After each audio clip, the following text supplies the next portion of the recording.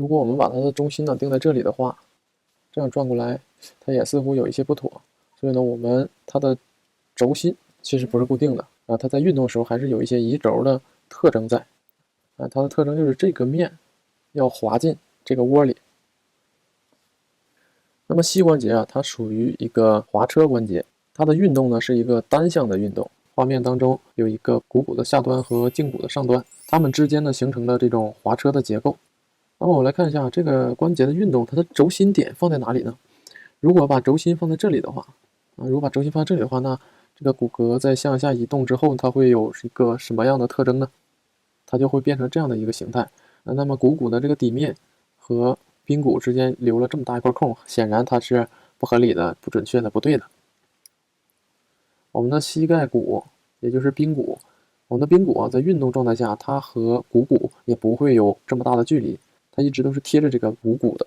那么它真正的运动状态呢，应该是这个样子，也就是股骨下端这个面儿，它是这个位置滑进了这个窝，所以呢，它是一个移轴的运动。哎，它的轴在改变，虽然它是单向的，但是呢，它有一个移轴的运动。股骨的两个内外关节踝滑进胫骨的这两个窝面，它是这样的一个运动规律。那么在产生运动之后呢，这个髌骨呢，它和它们之间的位置关系，它是紧贴着的。因为什么呢？因为在上边啊，它有股四头肌的韧带扯着它，在下端呢，它有一个髌韧带在和胫骨连接。那么这就是我们髌骨的状态。在我们的腿直立的状态下啊，膝关节是伸开的。那么在伸开的时候呢，髌骨的位置呢是贴着这个股骨的，因为呢它上面也是连接着股四头肌的韧带。在膝关节产生运动屈小腿的时候呢，股骨的这个面抬起来，股骨的整个位置向后移动，那么髌骨呢也是跟着贴过去的。膝关节的运动有这样的一个特征。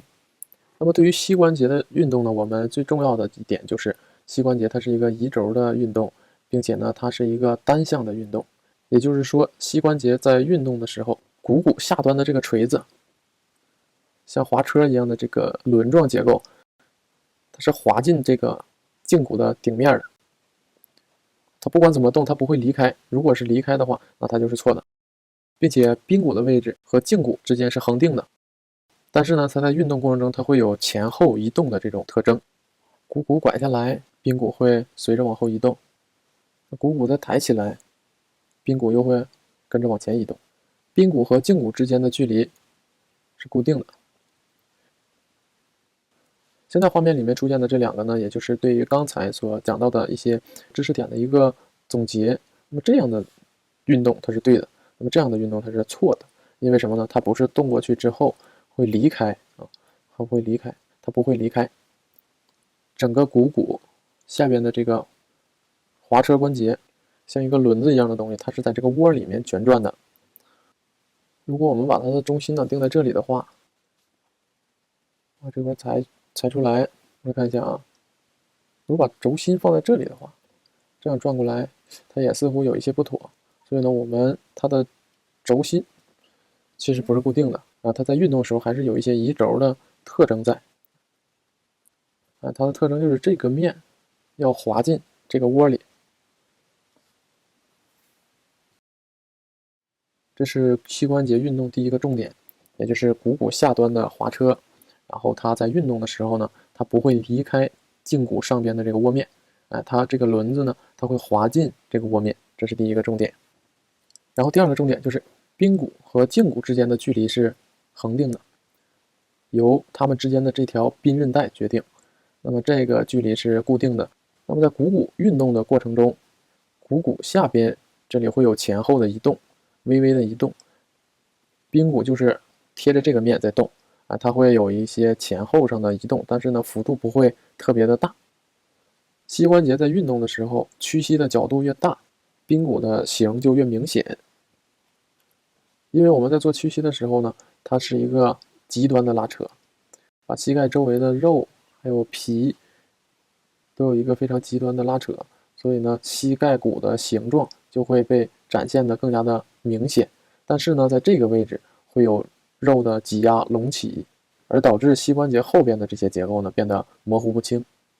这是在运动程度不同的之下的一个特征，也是它规律的一个部分。在屈膝角度特别大的时候，膝盖骨还有胫骨粗隆这些位置是变得更加明显的。我们看到画面左边的这几个呢，左边的这4个呢，大概是一个屈膝45度的一个运动。画面右边的呢，这个是一个屈膝90度的一个运动。它不管是屈膝一个45度也好，还是一个90度也好，股骨、胫骨还有髌骨，它们之间都不会有缝隙，它们之间都不会分离。膝关节是我们身体当中比较大的一个关节，也是呢比较复杂的。画画的时候我们经常找不准的地方呢，就是这个地方。